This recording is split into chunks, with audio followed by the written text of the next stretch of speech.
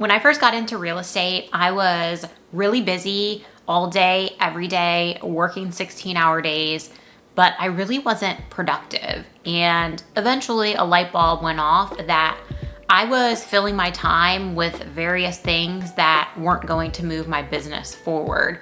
We can always find something to do in real estate. We wear a lot of hats as real estate agents, but being busy versus being productive will kill your business. So today's video, I'm going to be focusing on overcoming procrastination and being more productive in your real estate business. Welcome back to the channel. If you're new here, my name is Amanda, and this channel is all about growing your real estate business without ever making a cold call or knocking on a random door. If that's something that interests you, be sure to hit that subscribe button. Let's get into it. Productivity versus busyness. There is a big difference. We can all fill our time throughout the day. We could probably work 24 hours a day, 7 days a week. Real estate is nonstop, but there is a difference in just being busy all day long versus being productive and actually tackling those items that are going to move your business forward. And in order to know what you need to do on a daily basis, you have to get control of your schedule, and then of course that means getting control of your time. The two biggest productivity killers in my opinion are distractions and procrastination, and we're all guilty of it. We live in a very noisy world. Our phones, our watches, they're always notifying us of something we need to take care of. So what I have found the best way to overcome the distractions and the procrastination is to really get control of your schedule. And I do that via time blocking.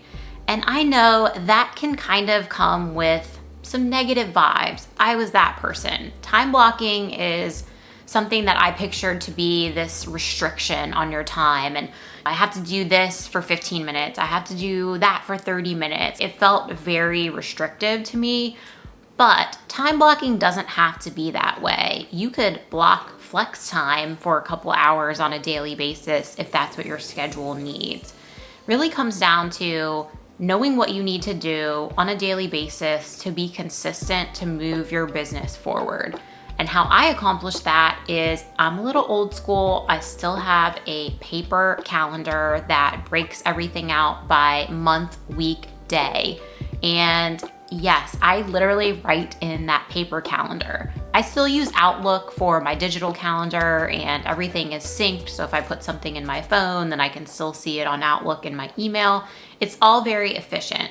But there's a couple reasons that I like to use a paper calendar. And one is to keep that big picture view of the month ahead so that I can fill in as needed to get those items done that I know I have to take care of. An example of that would be creating content. It's a non-negotiable for me. My business is fueled by me creating content. So I have to carve out time for that.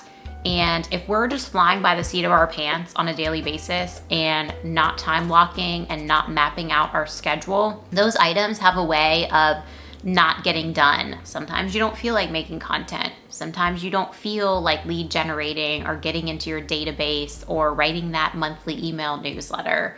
It really depends on how your business works. So start by writing out what your non-negotiables are, the items that you have to do every single month. And then from there, break it down to the items that you have to do every single week and then every single day. Those get filled in first because again, they're your non-negotiables. You can't be distracted and you cannot just procrastinate on them until months pass and you realize another year has passed and you haven't hit the goals that you want to hit in your business. The other thing that I do, and some of you are probably going to laugh at this and that's okay. I'm almost 40, so again, little old school. I have a piece of paper every single week that on Sundays at some point during the day, I map out my entire week. So what that does for me is help me fill in. I already know if I have appointments. Of course, I leave time for showings that pop up or the inevitable real estate fires that pop up. But by doing that, it allows me to then create structure for my week to not only block out time for my non-negotiables that I have to accomplish, but to also leave space to eat, to have some flex time, to be able to be creative. You can't possibly time block your entire schedule to be 100% real estate. Keep in mind that time blocking is also creating personal time. That could be time with your family or your spouse, your significant other, your pets. Whatever that is for you, you still have to create space for it or it's going to lead to burnout. So by doing that, I have structure within my business and I know what I have to get done, and it helps me not get distracted because what I also do is address notifications on my phone.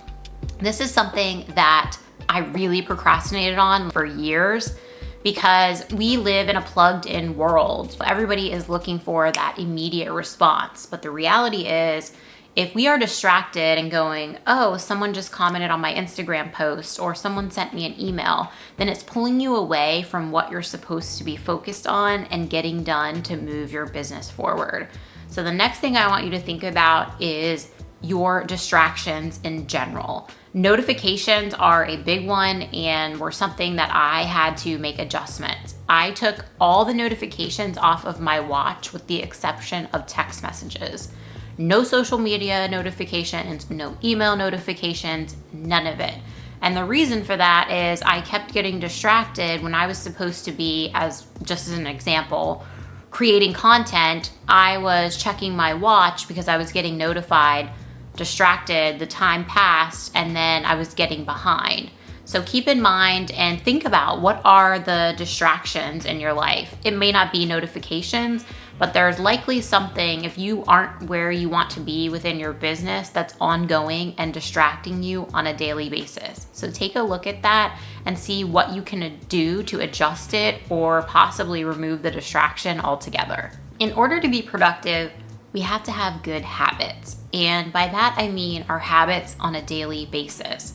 So if we are staying up too late and we know that's going to impact our productivity the next day because then we don't get up on time and then we aren't sharp to be able to knock out those items that we've identified are absolute must do for that day in order to be productive in our business.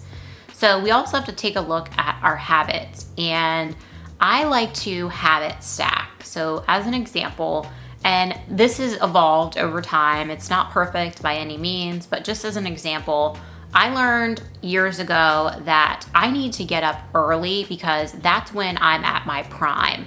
And I also like it because getting up at 5 a.m., it's not a good time. Don't get me wrong. It's not that I love getting up at 5 a.m., but the majority of the world is not up at 5 a.m. So I can be really focused and knock a lot of work out before anyone even has their alarm go off. And that helps me stay productive because I knock out those items first thing in the morning. But the other thing I like to do after I get some work done first thing when it's still quiet out in the rest of the world, I will then hop on the treadmill, and while I'm on the treadmill, I will have an audiobook going or I will be listening to a podcast. So I'm accomplishing the physical fitness that I want to incorporate into my daily life on top of feeding my mind. I love to read, but I don't always have time to sit down and actually physically read a book. So in order to work around that, I have habit stacked and combined those two activities. It doesn't have to be fitness and reading, but think about in your life what you can do to be more efficient, because that's going to lead to you being more productive as well. As you're working on being more productive in your real estate business, try to make the task more fun. And to me, this all goes back to building that attraction-based real estate business. So we hear all the time, make a bunch of cold calls and go ahead and knock on those doors. But I don't know anyone, I'm sure there's somebody out there, but the majority of people, myself included, cold calls are not fun. Knocking on random doors, not fun. It pretty much sucks the life out of my soul when I think about it.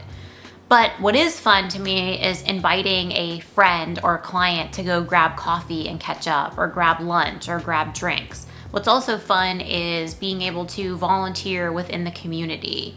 It's very fun to host a client appreciation event. Those are all very productive items.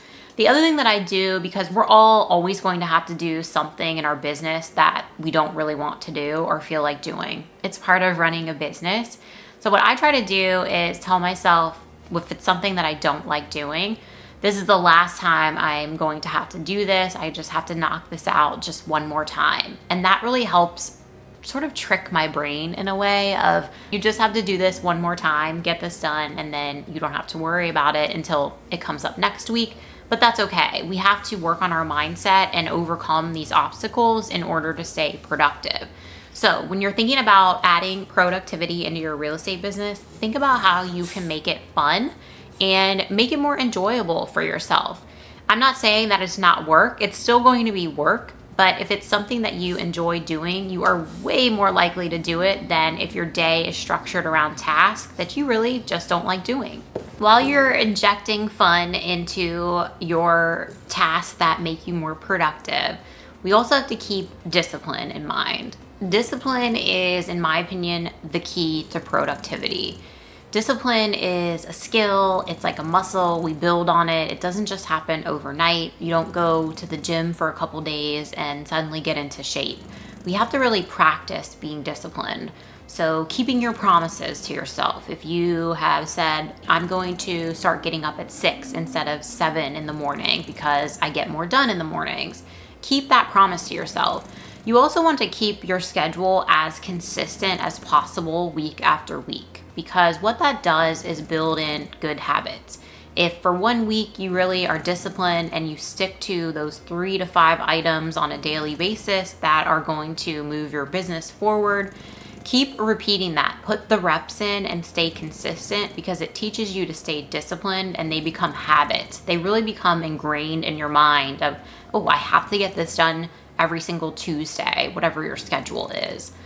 The other thing about discipline is our mind always wants to go back to the easy route. We have to retrain our mind and our brain to say, no, this is what we're going to be doing in order to create that new habit. So give yourself grace. It's not going to be perfect. Nobody's perfect. I definitely still fall off the discipline wagon sometimes, but the more you do it, the easier it will get. And I have a video that I made, if you want to check it out, more about building the skill of discipline. Be sure to check that out.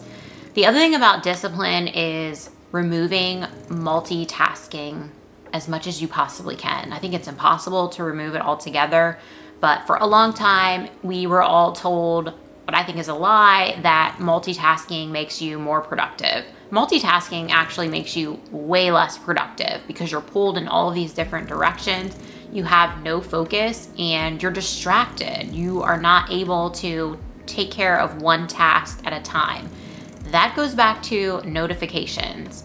Again, we live in a really noisy world, so it's up to us to control our environment so that we can stay focused in our business. So really think about when you are creating your workspace or maybe adjusting and tidying up your workspace, give yourself that environment to be able to stay focused on one task at a time and try to avoid getting distracted, because it breaks your train of thought and it actually takes you longer to complete the task that you're trying to chip away at 4 or 5 different ones at a time instead of just going one by one.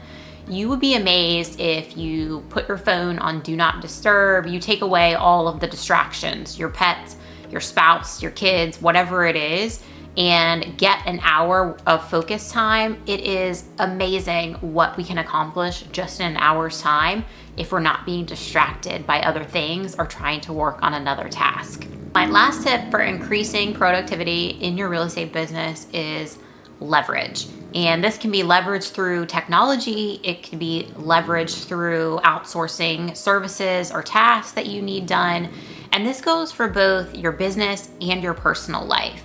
If you are struggling to keep your house clean because you're running your real estate business, as long as you can financially afford it, outsource that. I guarantee you your hourly rate is higher than what you're paying someone to come in and clean your home.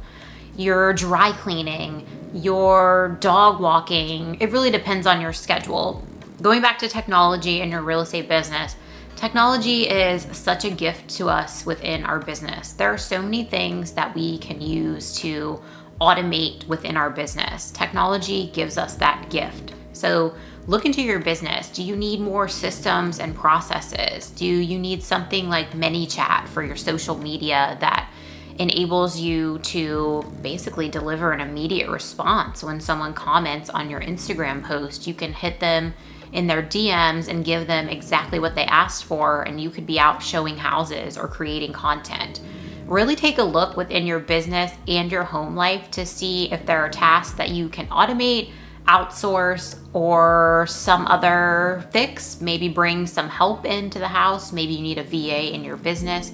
Take some time to think about that so that you're also leveraging your time. Because when we really look at our business, only about 20% of the tasks that we do are driving our business forward and generating more business.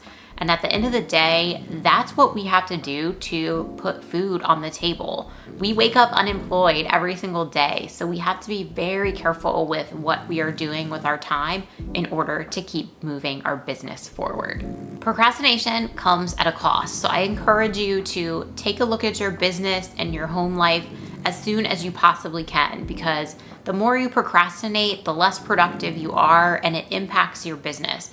And it's not immediate that it impacts it. It just slowly happens over time until suddenly you go, oh my gosh, I'm busy every day, but I'm not getting the items that are going to move my business forward done. I hope you got some value from today's video. If you did, please consider hitting that button. And until I see you on the next one, thanks for watching.